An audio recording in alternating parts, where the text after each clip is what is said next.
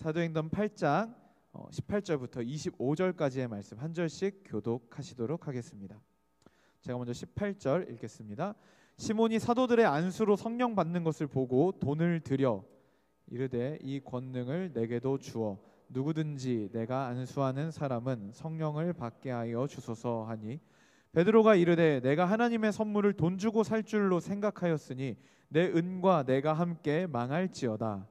하나님 앞에서 내 마음이 바르지 못하니 이 도에는 내가 관계도 없고 분깃될 것도 없느니라. 그러므로 너의 이 악함을 회개하고 주께 기도하라. 혹 마음에 품은 것을 사하여 주시리라. 내가 보니 너는 악독이 가득하며 불의에 매인 바 되었도다.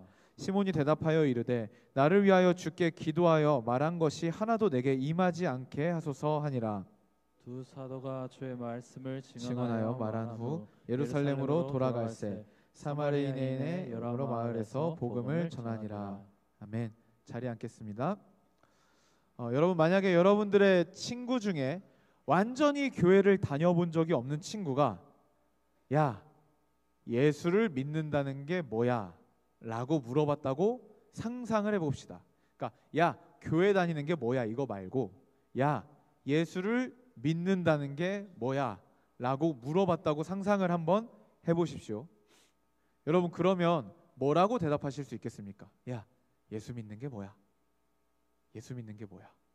일단 직관적으로 우리의 머릿속에 딱 떠오르는 건 그냥 어쩔 수 없어요. 습관이라는 게 너무 무서워요.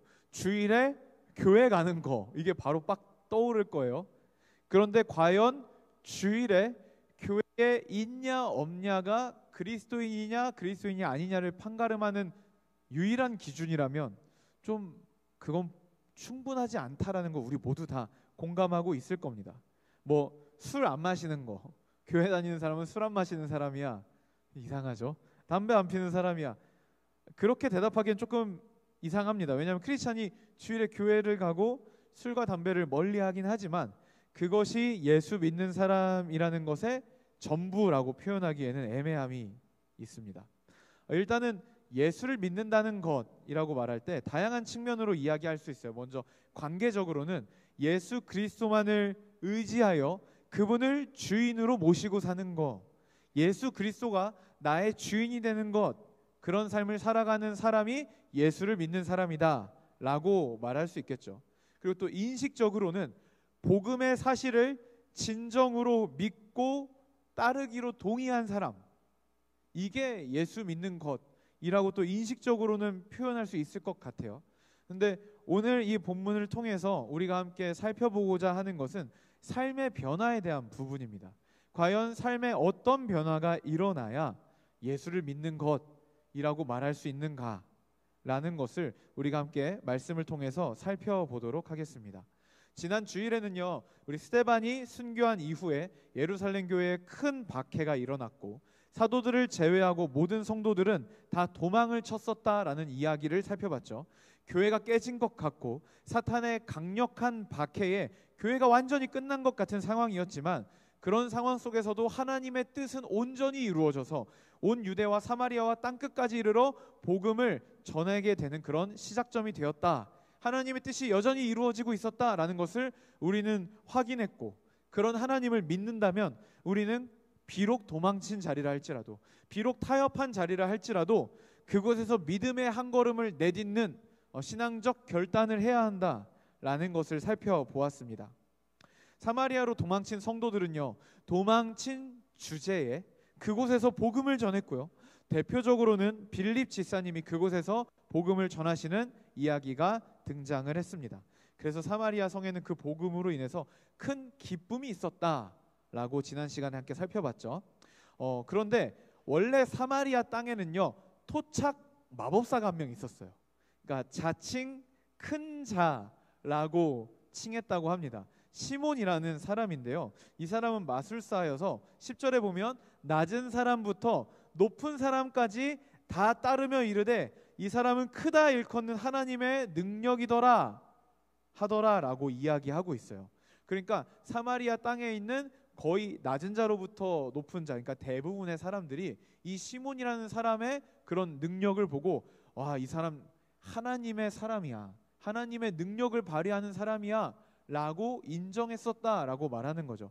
근데 단지 여기서 하나님이라는 이야기가 나오기 때문에 이 사람이 하나님의 선지자인가 이렇게 생각하시는 것은 조금 무리가 있습니다. 사마리아 땅 그 자체가 이미 너무 미신적이고 혼합주의가 가득한 곳이었기 때문에 모르겠어요. 이 시몬이 뭐 흑마법사였는지 아니면 사탄의 권능을 위임받아서 뭔가를 하는 사람이었는지는 정확하게 성경에 기록되지 않아서 잘 알 수는 없지만 하나님의 선지자는 분명히 아니다라는 것을 알 수가 있습니다. 그 뒤에 하는 행동을 보면 알 수가 있어요. 어쨌든 시몬의 그 놀라운 능력의 근원은 뭔가 알 수 없지만 어쨌든 간에 이 시몬은 그 사마리아 지역의 토착 마법사였다라고 성경은 말하고 있습니다. 그런데 그곳에 빌립이 사마리아 땅에 이제 온 거예요. 근데 빌립이 행하는 그 일들을 보면서 이 시몬이 빌립을 따르기로 결심을 합니다. 12절 13절 한번 보시면 빌립이 하나님의 나라와 하나님 나라와 및 예수 그리스도의 이름에 관하여 전도함을 그들이 믿고 남녀가 다 세례를 받으니 시몬도 뭐 했다고요? 믿고 뭐 했다고 그리고 세례를 받은 후 그리고 또 뭐 했다고요? 전심으로 빌립을 따라다니며 그 나타내는 표적과 큰 능력을 보고 놀라니라. 사마리아 땅에 수많은 사람들이 예수님을 믿고 세례를 받았습니다. 그런데 그 중에 시몬도 있었어요. 시몬에 대해서 되게 자세히 나와요. 믿고 세례받고 전심으로 따랐다. 여러분 신앙생활이 이렇게만 진행이 되면 너무너무 아름답지 않겠어요? 순장님들 입장에서 초신자로 왔던 우리 순원이 믿고 세례를 받고 전심으로 예수를 따라요. 와, 진짜 순장할 만 납니다. 너무너무 행복해요. 그런데 빌립이 지금 그런 삶을 살게 되었다라고 이야기를 하고 있습니다. 이건 누가 봐도 제자가 된 것이다 라고 밖에는 볼 수 없는 상황인 거예요. 여러분 성경에서 예수님을, 복음을, 하나님을 전심으로 따랐다라고 평가되는 사람이 몇 명 정도 나오는지 아세요? 제가 좀 찾아봤는데 3명 정도 나오는 것 같아요. 그것도 다 구약 시대에 나와요. 뭐 다윗, 요시야, 히스기야 뭐 이런 사람들. 사도행전에도 전심으로 예수를 따랐다라고 표현되는 사람은 없어요. 그런데 이 빌립이요, 빌립이 아니라 시몬이 전심으로 빌립을 따랐다. 그러니까 빌립을 따랐겠어요? 빌립이 그걸 돕겠습니까? 예수와 그 복음의 사역을 전심으로 수종들었다라고 볼 수가 있겠죠. 누가 봐도 정말 좋은 신앙 그리고 정말 좋은 테크트리를 타고 있었다라고 볼 수가 있겠습니다. 근데 이때쯤에 사마리아의 소식이 예루살렘 본토에 닿았어요. 사마리아 사람들이 하나님의 말씀을 받고 이런 표적들이 따르고 있고 그 성에는 큰 기쁨이 있습니다. 이게 예루살렘 입장에선 사도들 입장에선 큰 위로가 됐을 것 같아요. 그래서 사도들이요 베드로와 요한을 사마리아로 파견을 합니다. 두 사도가 와서 한 일은 뭐냐면 15절에 이렇게 기록이 되어 있는데요. 사마리아 사람들이 성령 받기를 위해서 기도했다라고 합니다. 아직 예수의 이름으로 회심하는 세례만 받았을 뿐 아직 성령을 받지 못하였기 때문이었다라고 이야기합니다. 그래서 두 사도는요 사마리아에 가서 예수의 이름으로 세례를 받은 사람들에게 안수 기도를 해줘요. 그 안수 기도를 해주니까 그들에게 성령 하나님이 임하기 시작하는 거예요. 이 상황을 가만히 지켜보던 시몬은요 갑자기 이해할 수 없는 행동을 합니다. 19절 말씀 우리 다 같이 한번 읽어보겠습니다. 시작. 이 권능을 내게도 주어 누구든지 내가 안수하는 사람은 성령을 받게 하여 주소서 하니. 시몬이요 돈을 가지고 왔어요. 은을 가지고 왔어요. 그래갖고 사도들에게 그걸 줍니다. 그곳에서 좀 꽤나 힘께나 쓰는 사람이었기 때문에 물질이 많았을 거예요. 그걸 가지고 와서 덕 놓고 이걸 줄 테니까 나에게도 그 권능을 주십시오. 내가 안수하면 성령이 임하는 놀라운 권능을 나에게도 나눠주십시오 라고 얘기를 한 거예요. 이 행동은요 정말 심각한 인식의 오류가 담겨 있습니다. 성령은요 하나님의 선물이세요. 그 거룩한 분이 애초에 우리에게 임하신다라는 것은 말이 안 돼요. 임하실 수 없습니다. 그러나 예수 그리스도의 피로 우리가 거룩하여졌기 때문에 예수 그리스도의 사역의 결과로 성령께서 우리에게 임하실 수 있게 된 거예요. 그분이 우리에게 감히 임하여 주십니다. 하나님의 선물이죠. 믿는 자들 마음 가운데 내주하여 주셔서 우리를 향하신 하나님의 구원의 보증서가 되어주세요. 우리는 와, 내가 이 모양 이 꼴인데 이거 구원하겠나, 이런 생각을 가끔 할 수가 있어요. 그런데 우리 안에 계신 성령께서 내가 그 구원의 보증서다 라고 말씀해 주심으로써 우리가 믿음의 길을 계속할 수 있게 해주신다는 거예요. 그분은 우리의 가장 훌륭한 조력자시며 우리를 결코 혼자 두지 않으시고 언제나 함께 하시는 가장 좋으신 우리의 친구이십니다. 그 은혜를, 그러니까 은혜라고밖에는 표현할 수 없는 그 성령의 임하심을 돈을 주고 거래하려고 했다는 거, 이것은 성령을 인격이 아니라 어떤 파워나 주술로 인식하였다라고 밖에는 생각할 수 없는 상황이에요. 시몬의 제안에 대해서 베드로는요, 제가 봤을 때 제법 화가 많이 나 보여요. 그래서 20절부터 23절에 이렇게 이야기하는데 한번 살펴보시면, 베드로가 이르되 네가 하나님의 선물을 돈 주고 살 줄로 생각하였으니 너의 은과 함께 네가 망할지어다. 하나님 앞에서 너의 마음이 바르지 못하니 이 도에 대해서, 이 복음에 대해서는 네가 관계도 없고 이 분깃이 될 것도, 하나님 나라의 분깃도 너는 조금도 받을 수 없을 것이다. 그러므로 너의 이 악함을 회개하고 주께 기도하라. 혹시나 마음에 품은 것을 용서하여 주실지 모른다. 내가 보니까 너는 악독이 가득하며 불의에 꽁꽁 매인 자도다 라고 베드로가 시몬에게 이런 이야기를 합니다. 하나님의 선물은 감히 돈 주고 살 것이 아닌데 그 하나님의 값없는 은혜를 썩어질 물질로 사려고 했던 시몬에게 베드로는 따끔한 일침을 날린 거예요. 너는 악독이 가득하여 불의에 매인바 되었다. 무슨 말이에요? 시몬아, 너는 여전히 그 속에 악이 그득그득 차 있다. 너 속을 가득 채우고 있는 건 악함이다. 그리고 너 예수 그리스도를 믿음으로 자유함을 얻은 게 아니라 너 여전히 불의함에 꽁꽁 묶여 있다 라고 이야기한 거예요. 그렇게 영적인 눈으로 시몬을 진단합니다. 그런데 그런 사람이 어떻게 하나님의 나라를 들어가겠니? 이런 의미에서 책망을 하고요, 회개하고 기도하라고 권면합니다. 베드로의 책망에 대해서 시몬은요, 발끈하거나 반항하지도 않아요. 날 위해서 기도해 주셔서 당신이 나에게 말한 것이 하나도 내게 임하지 않게 해주십시오라고 오히려 간구와 간청을 합니다. 그런데 그 간구를 듣고 베드로가 듣고 반응을 보여야 될 거 아니에요? 그런데 성경은요, 그 간구 이후에 25절 말씀으로 이 이야기를 이렇게 종결시켜 버려요. 25절 띄워주세요. 두 사도가 주의 말씀을 증언하여 말한 후 예루살렘으로 돌아갈새 사마리아에 있는 여러 마을에서 복음을 전하니라. 그러니까 시몬이 잘못했습니다. 날 위해 기도해 주셔서 당신이 지금 나에게 말한 것들이 하나도 나에게 임하지 않게 해주십시오 라고 이야기를 했어요. 그럼 여러분, 그 다음에 어떤 내용들이 나와야 자연스러워요? 어떤 내용들이 나와야 될까요? 베드로가 그에게 안수하매 악한 것이 떠나가고 시몬도 성령의 충만함을 받았더라. 성경에 나온 말이 아니라 제가 지어낸 말이에요. 이런 내용이 이어지면 정말 좋겠죠. 우리 마음이 편안하겠죠. 베드로가 듣고 안수했더니 악한 것이 떠나가고 정말 성령의 충만함을 시몬도 받았다.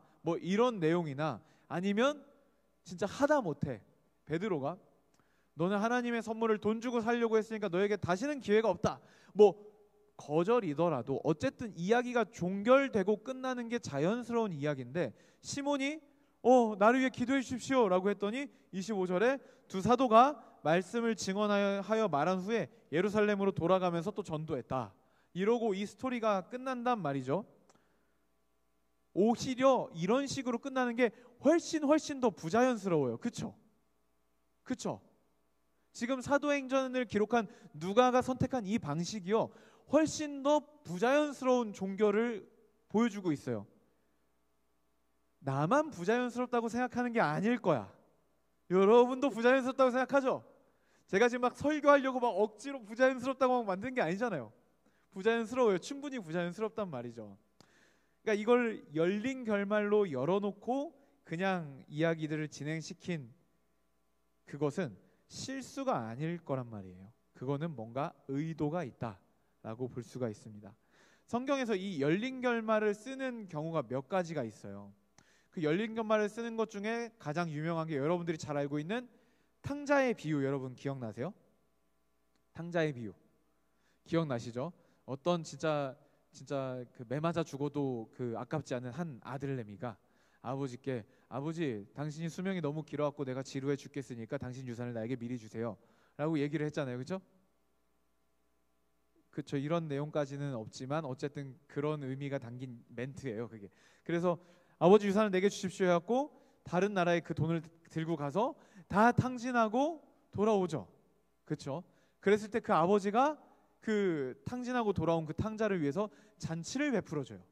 그때 첫째 아들이 와가지고 뭐라 그러는지 알아요? 나는 밤낮으로 죽어라 이래도 나를 위해선 잔치를 베풀어주지 않더니 아버지의 재산을 다 탕진하고 돌아온 저놈을 위해서 잔치를 베풀어주는 게 말이나 됩니까?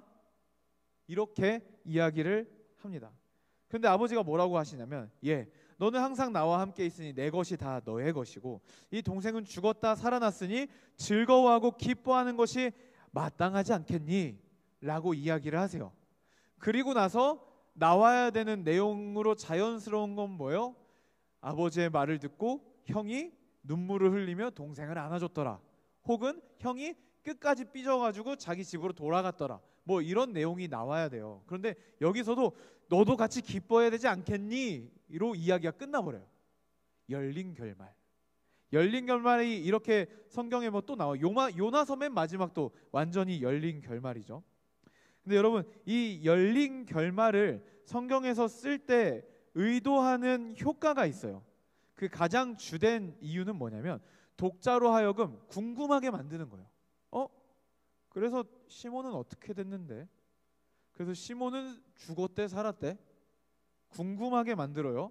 그리고 그 궁금증은요, 상황을 더 깊게 생각하고 상상하게 만들어요. 그래서 그게 주는 효과는 뭐냐면, 그렇게 해서 결과적으로 독자들이 오늘날의 나에게 이 말씀을 끄집어 와서 적용하게 만드는 효과가 있어요. 이게 성경의 열린 결말을 쓰는 이유입니다. 그래서 이 결말을 상상하다가 독자들은 자연스럽게 나는 어떻지? 나는 어떻지? 나는 이 사람과 같지 않은가? 라는 생각까지 자연스럽게 쉽게 이끌어가기 위해서 열린 결말을 사용한다라는 거죠. 오늘 우리가 읽은 내용은 사마리아의 큰 마법사 시몬의 이야기입니다. 그는 전심으로 빌립을 따랐습니다. 복음과 하나님의 나라 일을 전심으로 따랐습니다. 전심은 나누어지지 않은 마음이에요. 온전한 몰입, 완전 파고드는 집중력을 의미합니다. 복음을 듣고 믿기로 하고 세례도 받았습니다. 누가 봐도 그 사람은 제자의 삶을 살기 시작했어요.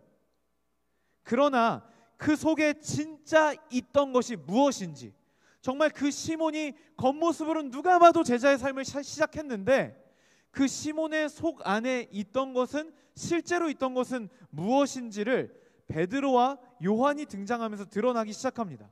베드로가 뭐라고 해요? 네 속에는 악독이 가득하고 불의에 묶여있다 라고 진단을 합니다.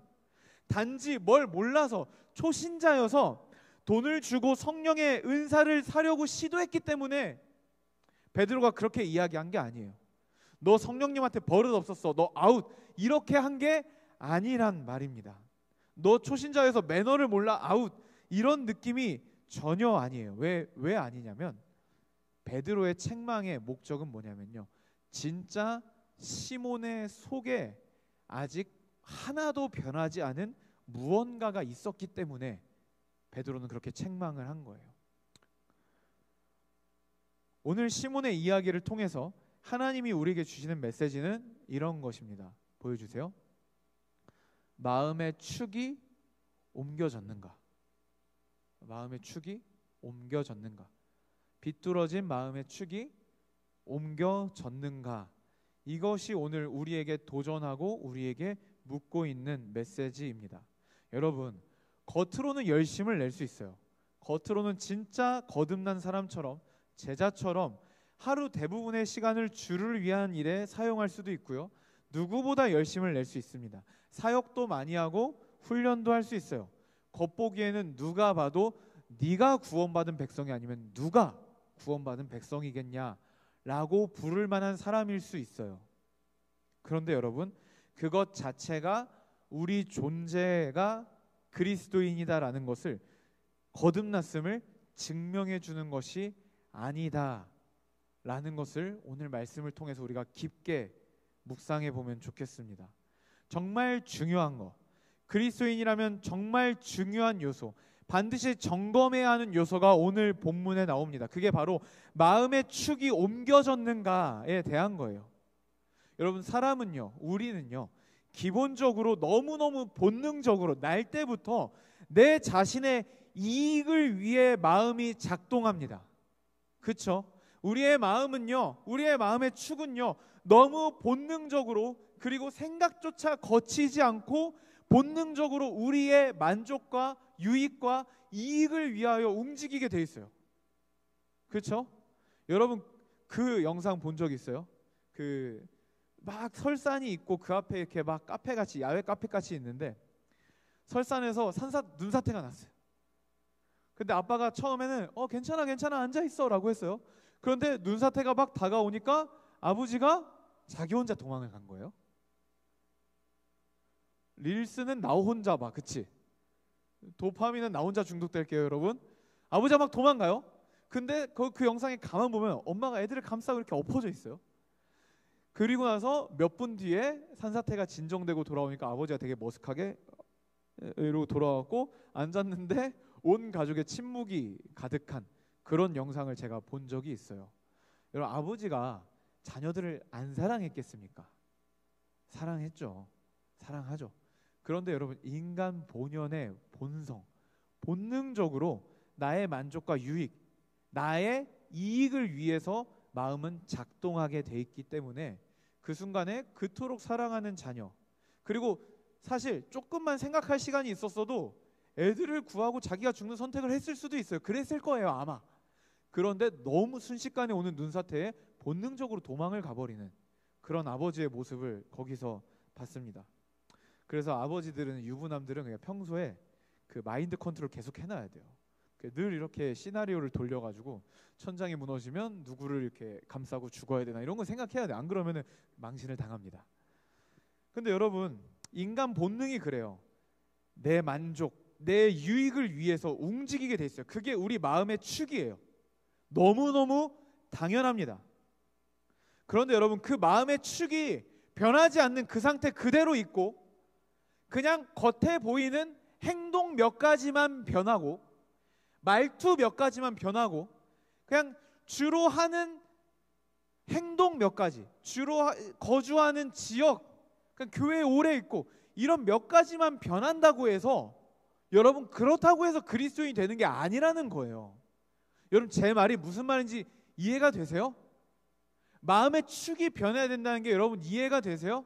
나의 만족과 유익을 위해서 움직일 수밖에 없는 그 마음의 축이, 거듭난 사람은요, 그 축이 변하게 돼 있다고요. 그냥 그게 안 변하고 그냥 겉모습만, 그냥 겉의 행위만 몇 개 변한다고 해서 내가 거듭난 사람이다라고 자부할 수 없다라는 겁니다. 여러분, 지금 저는 남의 얘기하는 게 아니라 우리의 이야기를 하고 있는 거예요.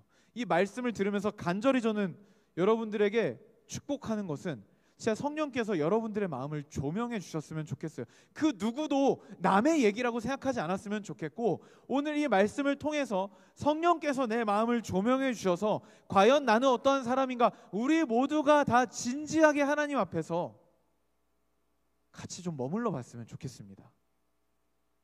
진짜 그리스도인은 마음의 작동축이 달라집니다. 인생의 모든 기준이 되는 지축이 흔들리는 어마어마한 변화를 경험하게 됩니다. 여러분, 그 변화는요, 쉽게 이야기하면 이렇게 정리할 수 있어요. 보여주세요. Not I but Christ. 내가 아니라 예수를 위해. 나의 만족과 유익이 아니라 예수를 위하는 동기의 변화, 욕망의 작동 방식의 변화가 그리스도인들에게는 반드시 수반되게 됩니다. 여전히 내 축은 변하지 않고 내 유익과 만족을 위해서만 움직이는 게 내 마음인데, 하는 행동만, 사역만 몇 개 내 삶에 갖고 들어온다고 해서 그가 그리스도인이다라고 장담할 수 있는 게 아니라는 거예요. 이것을 로마서 12장 1절은 이렇게 말합니다. 너희는 이 세대를 본받지 말고, 이 세대의 뭐예요? 이 세대의 작동 방식 뭐예요? 나를 만족시키고 나를 기쁘게 하는 거. 그러니까 너희는 이 세대처럼 나를 만족하고 나를 기쁘게 하는 그 방식을 본받지 말고 오직 마음을 새롭게 함으로 변화를 받아 하나님의 선하시고 기뻐하시고 온전하신 뜻이 무엇인지 분별하도록 하라. 쉽게 요약하면 뭐예요? 얘들아, 이 세상 사람들처럼 자기 만족과 유익을 위한 삶의 방식, 마음의 작동 방식, 마음의 축을 버리고 우리 거듭난 자들은 예수 그리스도 그리고 그분의 아버지신 하나님의 뜻이 무엇인지, 그분의 기쁨이 무엇인지를 분별하고 고민해서 그것이 나의 기쁨이 되고 그것을 수행하는데 내 마음이 먼저 쓰이는 그런 삶의 방식을 택해야 한다 라고 우리에게 교훈하고 있는 겁니다. 여러분, 저는요 지금 여러분들에게 니네 하고 싶은 거 아무것도 하지 마, 너네 누리고 싶은 거 평생 아무것도 누리지 마, 너네 돈 아무리 많이 벌어도 부를 누리지 마, 부 축적하지 마, 다 헌금해, 이런 얘기를 하고 있는 게 절대 아니에요. 여러분들에게 금욕주의 생활을 하라고 말하는 것도 절대 아니에요. 전 여러분들이 주어진 삶을 최대한 흠뻑 누리면서 살았으면 좋겠어요. 정말 기쁘고 행복하게. 그래서 여러분들 눈 감을 때, 진짜 눈 감을 때도 물론 노인이실 거고 힘이 많이 없을 수 있겠지만 여전히 눈빛은 초롱초롱해서 와, 씨, 이거 눈 감으면 이제 천국은 어떤 곳일까? 아, 주님, 힘들었지만 그래도 잘 놀다 갑니다. 이렇게 여러분들의 삶이 이끌어졌으면 좋겠어요. 정말 간절하게. 그런데 여러분, 제가 자꾸 이렇게 살면 안 된다, 이렇게 살면 안 된다, 이렇게 살면 안 된다, 여러분 그거 잘못하고 있는 거다, 잘못하고 있는 거다, 이런 말을 제가 자꾸 하잖아요. 자꾸 해요. 근데 여러분,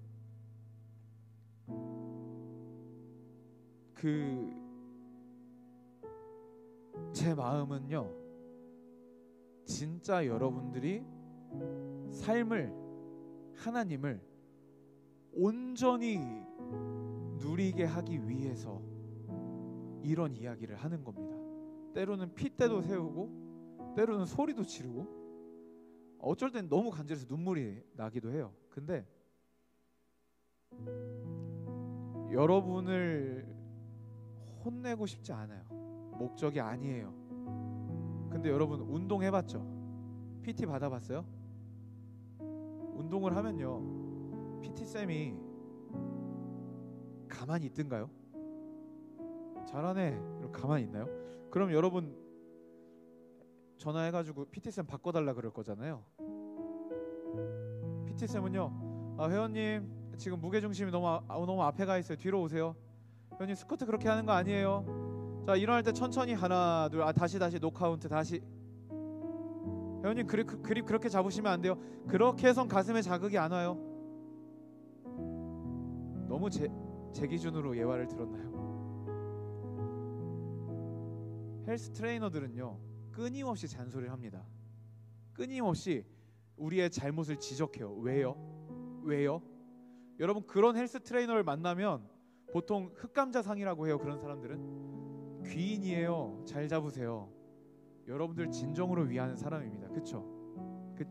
그냥 잘하셨어요. 자, 회원님 4번 남았습니다. 들어가세요. 여러분, 이런 트레이너는 빨리 바꾸셔야 돼요.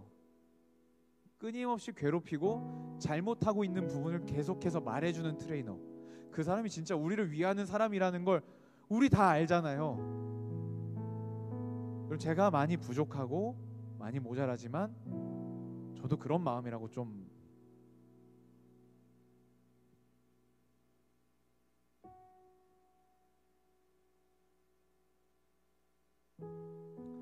트름이 나오려고 그래서 그런 마음이라고 받아주시면 대단히 감사하겠습니다.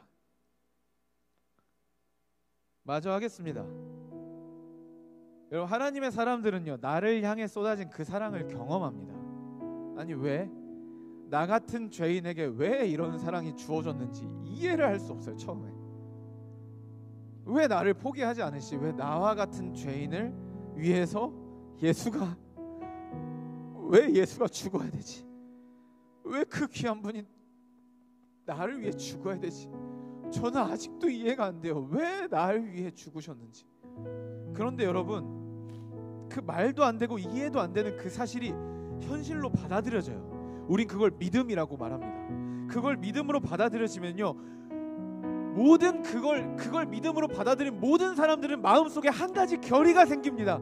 어떤 결의가 생기냐면요, 와, 나 이제 예수를 위해 살아야겠다. 아, 나 이제 예수를 위해 살아야겠다. 이런 결의가 생겨요.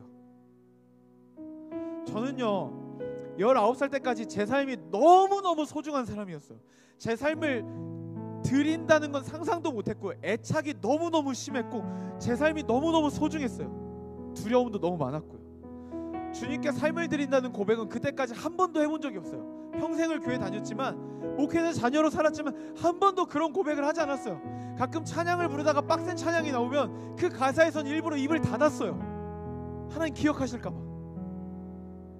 근데 여러분, 그렇게 완강했던 제가 예수 그리스도 그분의 사랑을 경험한 날은요, 무슨 고백이 터져 나오냐면, 진짜 저도 모르게 주님, 나는 이제 주님을 위해 살겠습니다. 그게 나의 가장 삶의 큰 이유고 가장 큰 기쁨이고 내 삶의 의미입니다. 여러분, 그런 고백을 쏟아놓게 되더라고요. 여러분, 의미 있게 살고 싶죠? 거듭난 사람들은요, 예수를 위해 살지 않으면 의미를 느끼지 못해요. 거듭난 사람들은요, 예수를 위해 살지 말라 그러면 그게 고문이에요. 내 삶을 예수님께 드리고 싶은데 그걸 못 드리게 하면 그게 괴로운 거라고요. 진짜 거듭나고 진짜 예수 그리스도의 사람으로 거듭난 사람들은요, 마음의 지축이 움직여서 나의 만족과 유익을 채우는 삶이 불쑥불쑥 올라오더라도 그 삶을 기본적으로 혐오하게 되면서 예수를 위해 살고 싶다, 예수를 위해 살고 싶다, 나는 예수를 위해 살 거다 라는 끊임없는 결단과 함께 삶의 지축과 마음의 지축을 의식적으로 옮기게 돼 있다고요. 여러분, 그것이 그리스도인의 삶입니다. 그것이 그리스도인입니다. 여러분들의 삶의 행위만 덕지덕지 붙여놓고 삶의 행위만 세탁을 한다고 해서 여러분들이 진짜 변하는 게 아니에요. 물론 여러분, 단번에 변하지 않을 수는 있어요. 단번에 변하지 않을 수 있어요. 저도 그랬어요. 모두가 다 그렇습니다. 하나님의 사랑을 더 누리는 경험도 필요하고요, 두려움을 극복해보는 경험도 필요합니다. 여러 경험을 통해서 자라나게 될 거예요. 그런데 여러분, 제가 오늘 여러분들에게 꼭 말씀드리고 싶은 것은, 나는 괜찮아 라는 마음에 머물지 말아 주시기를 정말 부탁드립니다. 마음의 지축이 옮겨지셨습니까? 여러분들 욕망의 작동 원리가 변하셨습니까? 여러분, 무엇을 만족시키는 것이 여러분들의 삶의 가장 최우선순위입니까? 누구를 기쁘시게 하는 것이 여러분들의 가장 큰 목적입니까? 저도 이 질문에서 자유로울 수 없어요. 불쑥불쑥 솟아나오는 옛 자아와 옛사람의 욕심이 저도 정말 많이 올라와요. 그래서 때로는요, 저도 정신을 못 차리고 주를 위해서 하루 종일 사역하는데 하루를 돌아봤을 땐 나의 만족과 유익을 구하며 살았던 하루하루도 굉장히 많아요. 저도 역시 그렇습니다. 그래서 여러분, 우리 같이 하나님의 은혜를 구합시다. 성령의 충만케 하심을 구합시다. 그분이 우리를 가득 채우시잖아요. 그때 우린 변하는 거예요. 그때 우리는 살아나는 겁니다. 여러분, 기왕 신앙생활하고 평생 예수님 따를 거, 이 악물고 고행하듯이 따르고 싶으세요? 아니면 즐겁고 행복해서 비명을 지르며 따르고 싶으세요? 와, 너무 재밌는데? 와, 이게 사는 거지 하면서 예수님을 따를 수 있다니까요. 진짜 그럴 수 있다니까요. 그러려면 잘못된 자세를 고쳐야 돼요. 무게를 들면서 맛있다라고 하려면 잘못된 자세를 고쳐야 되는 것처럼 잘못된 마음의 축을 옮겨옵시다. 이것이 오늘 우리에게 주시는 하나님의 마음입니다. 이 시간 함께 찬양하고 기도할 텐데 여러분 그냥 흘리지 마시고 그냥 또 저 양반이 흥분했네 하지 마시고 하나님 앞에 섭시다. 하나님 앞에서 지금 내 마음의 축이 어디로 가 있는지 그리고 그것을 다시 하나님께로 돌려드리는 고백을 하며 나아가면 좋겠습니다.